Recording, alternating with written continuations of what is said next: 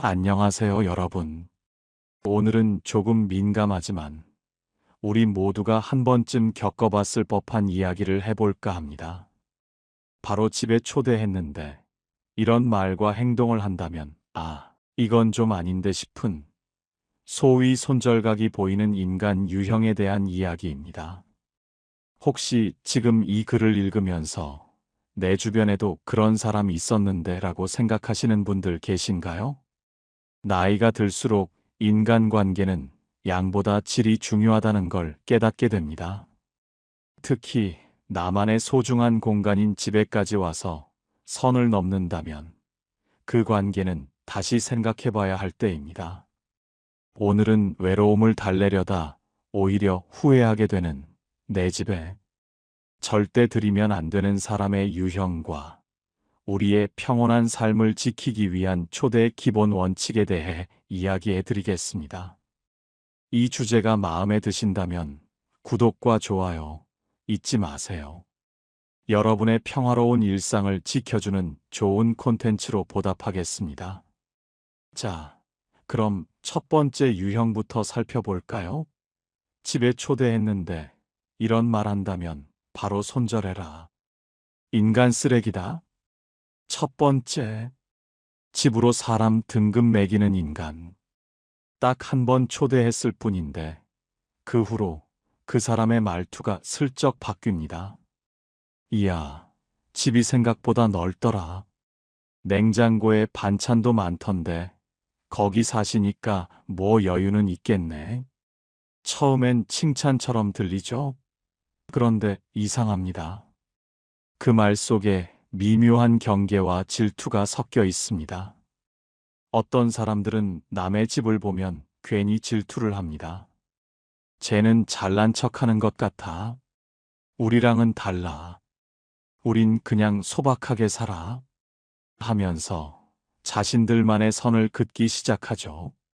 당신은 모르는 사이 그 사람 머릿속에서 너는 나보다 위라는 프레임이 씌워지고 관계는 삐걱거리기 시작합니다. 이런 사람들은 당신의 집을 통해 당신의 경제력, 생활 수준을 판단하고 그것을 자신과의 관계에서 우열을 가리는 기준으로 삼습니다. 당신의 집이 크고 화려하면 질투심에 사로잡혀 당신을 시기하고 반대로 집이 평범하거나 소박하면 슬그머니 깔보려 듭니다. 이런 구조도 있네요. 요즘엔 이런 거 잘 안 쓰던데 저희 집엔 이사할 때 다 바꿨거든요. 말투는 웃고 있지만 속마음은 이미 계산을 끝낸 눈빛입니다. 이 사람은 나보다 아래다. 이 집이면 뭐 조심할 필요 없겠네. 질투든 무시든 결국 똑같습니다. 그 사람은 지금 당신이 아니라 당신의 집을 보고 관계를 설정하는 겁니다. 질투하면 멀어지고 무시하면 올라타려 하고 결국 둘 다 당신에게 독이 됩니다. 텍사스 대학교 고슬린 교수의 실험에서도 밝혀졌듯이 사람은 얼굴도 안 보고 그 사람의 방만 봐도 성격, 자존감, 생활 수준까지 대부분 맞춘다고 합니다. 책이 쌓여 있으면 지적인 척하지만 복잡한 사람, 냉장고가 정리돼 있으면 자기 관리 철저한 타입, 향초나 장식이 많으면 감성팔이 잘하는 스타일이라고 판단하죠. 즉, 집은 그 사람의 모든 것을 말없이 보여주는 진짜 자기소개서와도 같습니다. 그 정보를 통해 당신을 질투하고 또 어떤 사람은 그 정보를 통해 당신을 깔보기도 합니다. 그래서 집에 들인 사람이 질투에 불타거나 내려다보는 눈빛으로 변했다면 그건 사람을 초대한 것이 아니라 심사위원을 앉혀놓은 겁니다. 이럴 땐 딱 이렇게 정리하세요. 내 삶은 내 평가판이 아니다. 내가 만든 공간이지 당신의 질투심이나 우월감을 휘두르라고 만든 무대가 아니다. 그런 눈으로 사람을 보는 인간이라면 현관 앞에서 인연도 같이 내보내야 합니다. 당신의 소중한 공간과 삶이 누군가의 평가 대상이 될 필요는 전혀 없습니다. 두 번째 유형은 한 번 들였다고 눌러앉는 사람입니다. 아유, 집이 너무 따뜻해서 가기 싫다. 내가 자주 오면 심심하지도 않으시잖아요. 이런 말 듣기 좋으라고 던지는 농담 같죠? 그런데 그 웃음 뒤엔 나 오늘만 있는 거 아니에요 라는 선전포고가 숨어 있습니다. 처음엔 커피 한 잔, 다음엔 밥 한 끼, 그러다 어느 날부터는 그 사람 손에 슬리퍼가 들려옵니다. 오늘은 그냥 눕고 싶다 하더니 소파에 벌러덩 눕고 다리 꼬고 TV 채널을 돌리고 심지어 양말까지 벗어 발가락을 흔듭니다. 그러다 자연스럽게 일어나 냉장고 문을 팍 엽니다. 반찬 꺼내 드시려던 거 제가 꺼내 드릴게요. 그러고는 김치통 뚜껑을 열고 냄새를 맡고 물김치 한 국자 떠서 에이 시원하다 하고 마십니다. 이 사람 손님 아닙니다. 생활 침입자입니다. 말은 이렇게 합니다. 나는 눈치 안 봐도 되죠? 뭐 어때요? 편한 사이인데. 나야 뭐 여기가 제일 편해. 근데요, 편한 게 문제가 아니라 무례한 겁니다. 남의 집에서 냉장고 여는 순간 그 사람은 이미 선을 넘은 겁니다. 당신은 그저 한 번 초대한 거지만 그 사람은 그걸 허락으로 받아들였습니다. 그리고 그 착각은 시간이 지날수록 더 커집니다.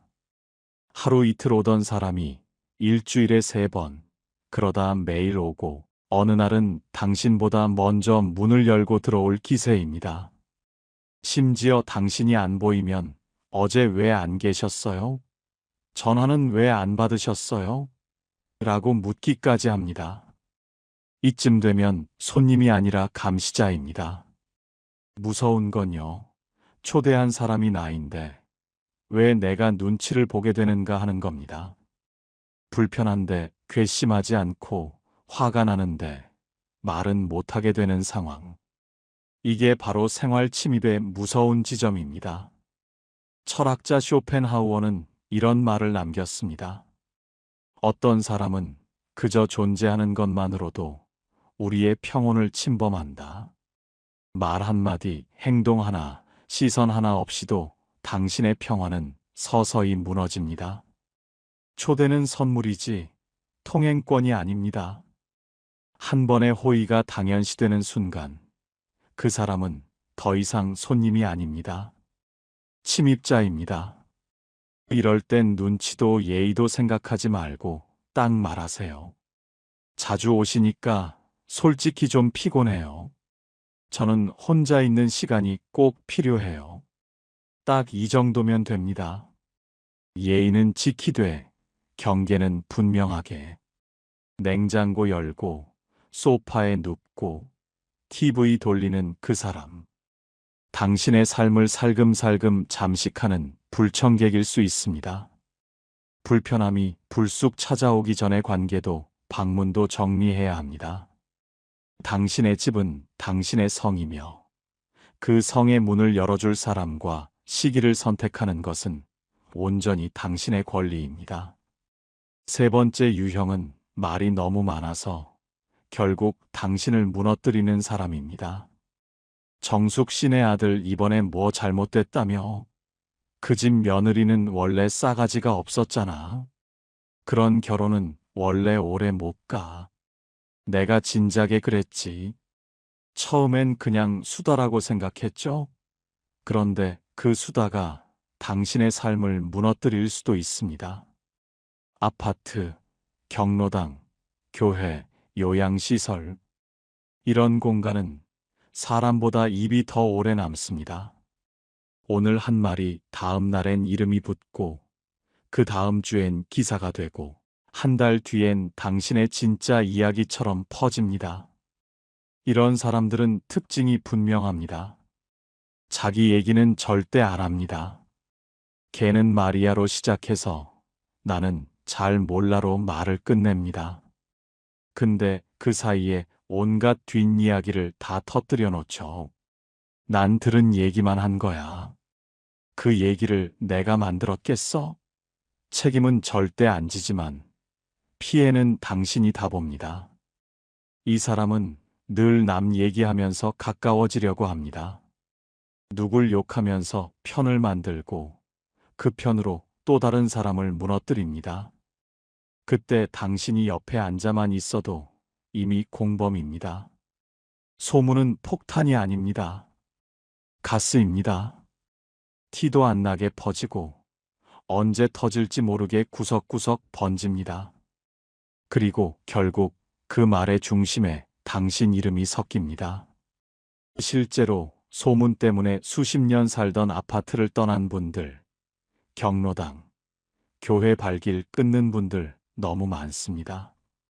그리고 대부분 처음엔 그냥 말 많은 사람이었어로 시작됐습니다. 이럴 땐 딱 이렇게 하세요. 말 많은 사람 옆에선 웃지 마세요. 고개 끄덕이지 마세요. 절대 맞아 하지 마세요. 당신이 의도하든 아니든 그 사람의 말에 반응한 순간 그 말은 당신 입으로 옮겨 붙습니다. 철학자 플라톤은 이런 말을 남겼습니다. 입을 단정히 다스릴 줄 아는 자가 인격을 지켜낸다. 말 많은 사람보다 말을 가릴 줄 아는 사람을 곁에 두세요. 당신의 평온을 지켜줄 사람은 말을 많이 하는 사람이 아니라 입이 무거운 사람입니다. 당신의 집이 소문이 온상이 되는 것을 막으려면 이런 사람에게는 문을 열어주지 않는 것이 현명합니다. 그들이 뿌린 소문의 불씨가 당신의 삶을 집어삼키기 전에 관계의 끈을 단호하게 끊어내야 합니다. 네 번째 유형은 형님 믿고 한 번만요라는 말로 당신의 지갑을 열게 하는 사람입니다. 형님이니까 알려드리는 거예요. 이건 진짜 좋은 기회예요. 이번 주 안에만 가능합니다. 이런 말 어디서 많이 들어보지 않으셨어요? 투자, 보험, 건강식품, 후원, 기부, 선교 말은 거창하고 포장은 화려합니다. 근데 핵심은 딱 하나예요. 당신 지갑 지금 열라는 얘기입니다. 제가 남한테 이런 말 안 해요. 가족처럼 생각해서요. 이건 저도 들어가 있는 거예요. 이렇게 감정을 파고듭니다. 근데요, 진짜 가족 같은 사람은 돈 얘기부터 안 꺼냅니다. 오히려 돈 얘기 나오면 그 얘기는 나중에 하자 하고 조심합니다. 왜냐고요? 정말 아끼는 사람한테는 돈이 끼는 순간 관계가 망가질 수 있다는 걸 너무 잘 알기 때문입니다.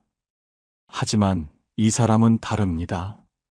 정신뢰 믿음이라는 단어로 포장하면서도 당신을 사람으로 보는 게 아닙니다. 돈줄 한탕 잠재 고객으로 봅니다. 이런 사람은 사람을 향하지 않습니다. 항상 계산기를 먼저 봅니다.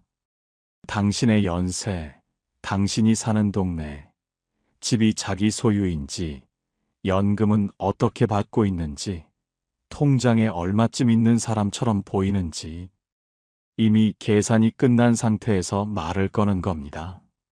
한 연구에 따르면 노년층을 대상으로 한 투자, 사기 피해자 대부분이 지인 추천이나 신앙 공동체로 접근한 케이스였습니다.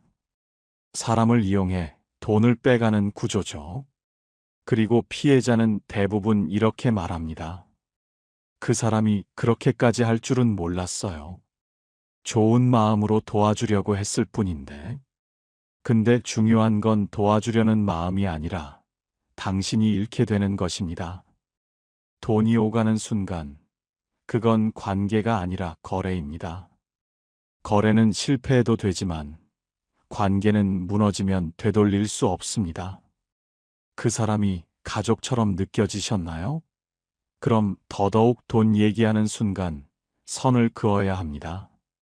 딱 이렇게 하세요. 형님이니까 믿고라는 말엔 그래서 안 하겠습니다라고 한마디로 마무리 지으세요. 진짜 가족 같은 사람은, 진짜 믿는 사람은 돈으로 설득하지 않습니다. 마지막으로 꼭 기억하세요. 공짜 치즈는 오직 쥐덫에만 있습니다. 이득처럼 보이지만 한 발 잘못 디디면 당신 삶 전체가 흔들릴 수 있습니다. 여러분에게 필요한 건 여러분을 계산하지 않는 사람입니다. 당신의 집이 이런 위험한 거래의 장소가 되지 않도록 현명하게 관계를 지켜나가야 합니다. 5번째 유형은 요즘 너무 힘들어서요라는 말로 당신의 마음까지 무너뜨리는 사람입니다. 요즘 너무 힘들어서요. 살다 보니 기댈 데가 없네요. 이런 말 들으면 처음엔 마음이 갑니다. 어디든 기대고 싶은 마음 살다 보면 누구나 있으니까요. 그래서 밥은 드셨어요? 어디 편찮으신 건 아니죠? 말씀이라도 하세요 하며 자연스럽게 손 내밀게 됩니다. 근데 말입니다. 그 손을 절대 놓지 않는 사람이 있습니다. 잡은 손에 체중까지 실어버리는 사람. 그 사람은 항상 약한 사람입니다. 항상 피해자이고 항상 세상이 날 못 알아준다고 말합니다. 처음엔 말이었지만 어느 순간 여러분은 감정 쓰레기통이 되어 있습니다. 전화는 꼭 밤늦게, 이야기는 항상 부정적이고 무겁고 만나면 눈물 섞인 하소연. 그리고 여러분이 조금이라도 피하려 하면 이런 말이 돌아옵니다. 저한테는 이제 누구도 없어요. 그럼 나 혼자 어떻게 살라고요? 이쯤 되면 여러분은 그 사람을 돕고 있는 게 아니라 감정의 인질이 된 겁니다. 여러분이 들어주는 것 그 자체는 나쁠 게 없습니다. 근데요, 그게 한 방향일 때는 이미 관계가 아니라 감정 착취입니다. 마음은 나눌수록 따뜻해져야 합니다. 그런데 여러분만 계속 주고 있다면 그건 나눔이 아니라 소진입니다. 정신분석학자 캐런 호나이는 이렇게 말했습니다. 감정을 이용하는 사람은 자신의 외로움을 해결하지 않는다. 다만 타인의 에너지를 소진시킬 뿐이다. 여러분의 따뜻함은 그 사람의 구멍을 메우기엔 끝도 없이 흘러나가야 합니다. 결국 지치는 건 그 사람이 아니라 여러분입니다. 이럴 땐 딱 이렇게 말씀하세요. 도와드리고 싶은 마음은 있지만 저도 지치기 시작했어요. 제가 감당할 수 있는 한계가 있어요. 감정에도 경계선이 필요합니다. 여러분의 하루와 마음을 누군가의 무게로 짓눌리게 두지 마세요. 당신의 집이 누군가의 감정 쓰레기통이 되어서는 안 됩니다. 이런 유형의 사람들에게는 단호하게 거리를 두어야 당신의 정신적 건강을 지킬 수 있습니다. 이 5가지 유형의 공통점은 하나입니다. 다정한 얼굴로 들어오지만 여러분의 삶을 천천히 무너뜨리는 사람들입니다. 그들은 문 앞에서 웃지만 들어오고 나면 여러분의 에너지, 돈, 감정, 평온을 가져갑니다. 그런데 왜 우리는 알면서도 그 사람들을 집에 들릴까요? 답은 의외로 단순합니다. 정 때문입니다. 외로워서, 고마워서, 그래도 사람인데 싶어서 그런데요. 관계는 정으로 여는 게 아니라 기준으로 지켜야 합니다. 그렇다면 어떻게 해야 할까요? 여러분께 꼭 알려드리고 싶은 우리만의 솔루션, 초대의 법칙입니다. 첫 번째 법칙. 사람을 들이기 전, 이 집은 나만의 성이라는 것을 먼저 각인시키세요. 2달 전 영희 씨는 아파트 옆집 아주머니를 처음으로 집에 초대했습니다. 아이고, 그동안 인사만 드렸지 얼굴도 못 봤네요. 말이 좋아 차 한 잔이었지. 실제론 2시간 넘게 앉아 수다를 떨다 갔습니다. 그런데 문제는 그 다음 날부터였습니다. 영희 씨, 커피 있으려나? 이 방은 뭐 하는 방이야? 하며 안방 문을 슬쩍 열어보질 않나. 어머, 이건 어디서 샀어? 하며 장롱문을 벌컥. 냉장고는 열자마자 물 대신 요구르트를 꺼내 마시고 심지어 식탁 위에 놓아둔 우편물까지 집어들고 읽는 겁니다. 영희 씨는 말합니다. 처음엔 좋았어요. 근데 점점 내가 집 주인인지 손님인지 모르겠더라고요. 그렇습니다.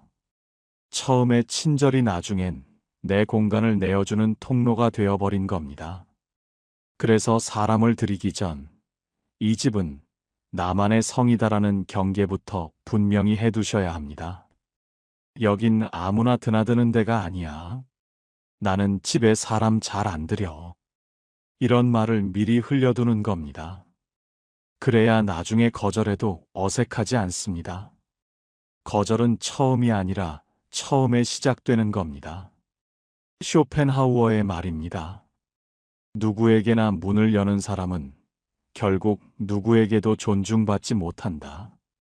사람들이 가장 많이 후회하는 건 경계 없이 드린 초대 한 번입니다. 그땐 그냥 한 번쯤 괜찮을 줄 알았지. 하지만 기억하세요. 초대는 한 번이고 침범은 반복됩니다. 여러분의 집은 누구에게나 열려있는 문이 아니라 여러분 삶의 중심입니다. 지키지 않으면 빼앗깁니다. 두 번째 법칙. 초대는 단 한 번, 격식 있게 하세요. 소영 씨는 책을 좋아합니다. 지난 겨울 동네 도서관 독서 모임에서 알게 된 분이 있었습니다. 몇 번 모임에서 얼굴을 마주하고 책 이야기도 나누며 조금씩 친해졌죠. 그러던 어느 날 상대가 먼저 말을 꺼냈습니다. 소영 씨 집엔 책이 많을 것 같아요. 커피 한잔 하면서 책도 좀 구경하고 싶어요. 처음엔 망설였지만 분위기도 좋고 믿을 만한 사람 같아 한 번쯤 괜찮겠지 싶었습니다. 그래서 소영 씨는 작정하고 준비했습니다. 손수 만든 쿠키에 따뜻한 허브티, 간결하지만 멋스러운 테이블 세팅, 창문. 너머 햇살이 잘 드는 시간에 맞춰 커튼을 걷고 잔잔한 재즈 음악까지 틀어두었습니다. 그날의 분위기는 참 좋았습니다. 상대도 만족한 듯 집을 나서며 이런 말을 남겼습니다. 어머, 이런 분위기에서 대접받으니 괜히 몸이 조심스러워지네요. 괜히 책도 조심스럽게 넘기게 되고요. 그렇습니다. 단 한 번의 격식 있는 초대는 경계를 세우는 가장 우아한 방법입니다. 음식은 간결하게, 복장은 편안하지 않게, 대화는 박대하되, 너무 깊지 않게, 집안도 너무 드러내지 말고 거실까지만. 이 집은 아무나 드나드는 공간이 아니구나. 이 사람은 스스로 기준이 분명하구나. 이런 인상을 단 한 번, 단단하게 심어주는 겁니다. 가장 중요한 건 바로 이겁니다. 딱 한 번만 한다는 것. 두 번, 세 번 반복되면 분위기는 무너지기 시작합니다. 어느새 나 또 놀러 가도 돼? 지난번엔 안방이 어떻게 되어 있었더라? 점점 더 깊숙이 들어오려는 움직임이 생기기 시작하죠. 프랑스 철학자 몽테뉴는 이런 말을 남겼습니다. 친절은 적당할 때는 품이지만 지나치면 경계심을 허문다. 그렇습니다. 격식 있는 초대는 사람을 거절하기 위한 게 아닙니다. 진짜 관계를 불편함 없이 오래가게 하기 위한 작은 장치입니다. 한 번 정성껏 품위 있게 그 한 번으로 관계의 테두리를 단단히 그려두는 겁니다. 그 다음은요. 굳이 또 부르지 않아도 충분히 좋습니다. 당신의 집은 특별한 사람을 위한 특별한 공간이라는 인식을 심어주는 것이 중요합니다. 세 번째 법칙. 정리된 공간으로 무언의 메시지를 보내세요. 희선 씨는 사람을 집에 초대할 때마다 꼭 하루 전날 대청소부터 시작합니다. 바닥을 닦고 식탁을 비우고 냉장고 위에 쌓아둔 쟁반까지 치워놓죠. 겉으로 보기엔 그저 깔끔한 성격처럼 보이지만 그녀에게는 분명한 이유가 있습니다. 공간이 흐트러지면 마음의 경계도 무너지는 것 같아서요. 이 말은 단순한 깔끔함이 아니라 주인 의식에서 비롯된 태도였습니다. 사람은 의외로 많은 것을 공간의 분위기에서 읽어냅니다. 정리가 잘 된 집에 들어가면 괜히 조심스러워지고 말 한마디도 정제하게 됩니다. 반대로 물건이 여기저기 널려 있고 침대 위 이불이 그대로라면 슬그머니 소파에 다리를 올리거나 냉장고 문을 툭 하고 열어보는 일이 생깁니다.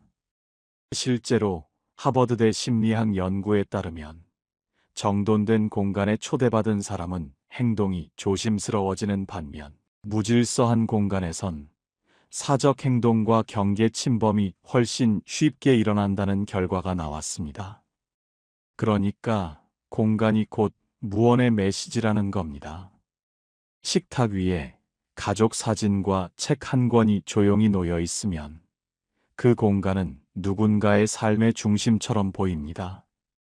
반대로 우편물과 리모컨이 어수선하게 널려 있다면 그 공간은 아무렇게나 굴어도 되는 자리처럼 느껴지죠. 철학자 한나 아렌트는 이런 말을 남겼습니다. 공간은 단지 머무는 곳이 아니라 내가 누구인지 드러나는 방식이다. 맞습니다. 말은 하지 않아도 공간은 이미 이야기하고 있습니다. 이 집의 주인은 누구인지, 이 공간에서 내가 어디까지 허용되는지, 모든 메시지는 말보다 먼저 공간이 말하고 있는 겁니다. 혹시 지금 누군가가 우리 집에서 점점 편해진다고 느껴진다면 말보다 먼저 주변을 한번 둘러보세요. 내가 허용한 만큼이 아니라 정리되지 않은 무언의 틈에서 침범이 시작된 것일 수도 있습니다. 정도는 단순히 치우는 일이 아닙니다. 경계를 만들고 관계를 지키는 가장 조용한 언어입니다. 당신의 집은 당신의 품격을 드러내는 거울이기도 합니다. 네 번째 법칙. 거절의 언어를 미리 준비해 두세요. 지민 씨는 요즘 주말마다 고민에 빠집니다. 이번 주에도 우리 집에서 모일까? 친구가 아무렇지 않게 말하지만 지민 씨는 마음이 무겁습니다. 한두 번은 좋았지만 매주 반복되니 집이 쉼터가 아니라 접대 장소처럼 느껴졌기 때문입니다. 그래서 지민 씨는 최근부터 이렇게 말합니다. 요즘은 혼자 있는 시간이 제일 소중해. 우리 다음엔 카페에서 만나자. 더 편할 것 같아. 말투는 부드럽게, 메시지는 단호하게. 그렇습니다. 우리가 어려워하는 건 거절이 아니라 준비되지 않은 거절입니다. 막상 그 상황이 닥쳤을 때 당황해서 얼버무리면 더 불편한 관계가 되고 맙니다. 거절도 연습이 필요합니다. 미리 말의 틀을 갖춰두면 그 순간 당당하고도 예의 있게 내 공간을 지킬 수 있습니다. 미국 철학자 랄프 waldo 에머슨은 이렇게 말했습니다. 진짜 자유란 내가 받아들이지 않아도 되는 것을 명확히 아는 것이다. 내가 원치 않는 건 하지 않아도 된다는 감각. 그 감각이 바로 경계입니다. 당신의 시간과 공간을 지키기 위한 거절은 이기적인 것이 아니라 자신을 존중하는 행위입니다. 당신의 집은 당신만의 안식처이며 그 안식처를 침범하려는 시도에 단호하게 대응할 준비가 되어 있어야 합니다. 미리 준비된 거절의 언어는 당신을 불편함에서 구원할 강력한 방패가 될 것입니다. 마지막 다섯 번째 법칙. 집보다 더 깊은 관계는 밖에서 쌓아가세요. 윤정 씨는 원래 사람을 잘 챙기는 편이었습니다. 생일이면 케이크에 촛불까지 준비하고 힘든 일 있을 땐 집으로 불러 따뜻한 밥 한 끼 대접하곤 했죠.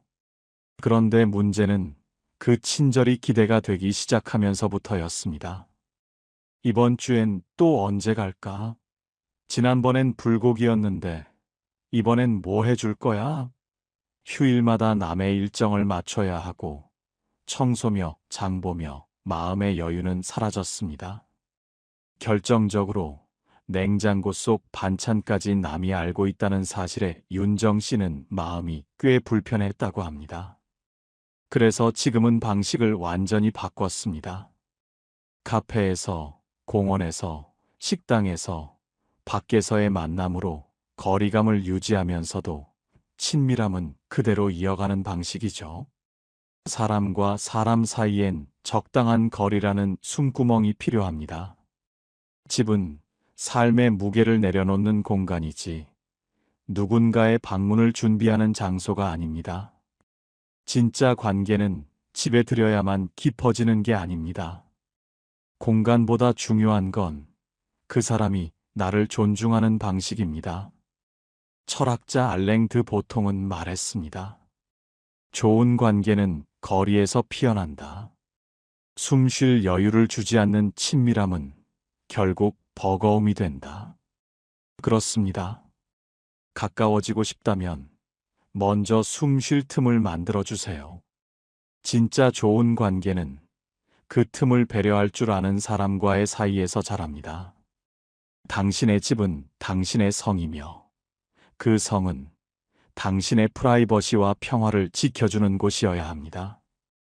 밖에서 만나는 관계는 훨씬 더 건강하고 지속 가능합니다. 이 5가지는 거절이 아니라 여러분의 삶을 지키기 위한 선언입니다. 가까운 사람일수록 그 선은 더 분명해야 합니다. 그 선이 관계를 오래가게 합니다.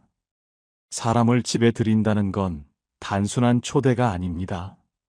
내 마음을, 내 리듬을, 내 일상을 보여주는 일입니다. 그래서 초대는 호의가 아니라 경계로 시작해야 합니다.